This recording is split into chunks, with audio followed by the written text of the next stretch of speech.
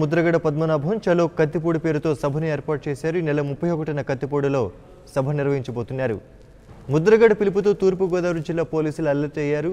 3 రోజులుగా ముందుగానే కిర్లంపూడిలోని పద్మనాభం ఇంటి దగ్గర పోలీసులను మోహరించారు. కాపు జేఏసీ నేతలపై నిఘా పెంచారు. ముద్రగడి ఇంటికి వెళ్తున్న వారి వివరాలపై ఆరా తీస్తున్నారు. అలాగే కిర్లంపూడిలో కూడా పోలీసు బలగాలతో గస్తీ పెంచారు.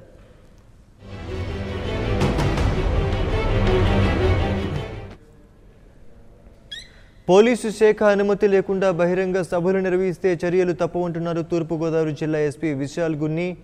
ముద్రగడ పద్మనాభం చేపట్టనున్న చలో కత్తిపూడి సభకు ఎలాంటి అనుమతులు తీసుకోలేదన్నారు. జిల్లాలో వైఎస్ జగన్, పవన్ కళ్యాణ్ యాత్రలతో పాటు రాజమండ్రిలో జరిగిన జైహో బీసీ సదస్సుకు పోలీసుల అనుమతి తీసుకున్నారని గుర్తు చేశారు. చలో కత్తిపూడి సభకు అనుమతి కోరితే పరిశీలిస్తామని, అనుమతి లేని సభలకు వెళ్తే ఇబ్బందులు తప్పవంటున్నారు విశాల్ గున్ని. జిల్లా వ్యాప్తంగా కాపు జేఏసీ నేతలపై కూడా నిఘా పెంచారు పోలీసులు. అలాగే పలువురు కాపు నేతలను కూడా ముందస్తుగా అదుపులోకి తీసుకుంటున్నట్టు తెలుస్తోంది.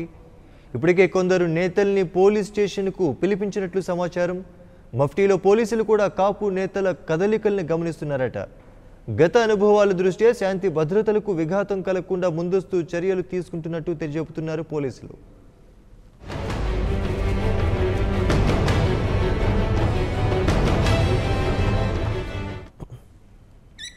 ఇదిలా ఉంటే ప్రభుత్వం తమపై కక్ష కట్టిందని కాపు జేఏసీ నేతలు విమర్శిస్తున్నారు. సీఎం చంద్రబాబు కుట్రలు చేస్తున్నారని, అందులో భాగంగానే చలో కత్తిపూడి సభను అడ్డుకునే ప్రయత్నమని ఆరోపిస్తున్నారు.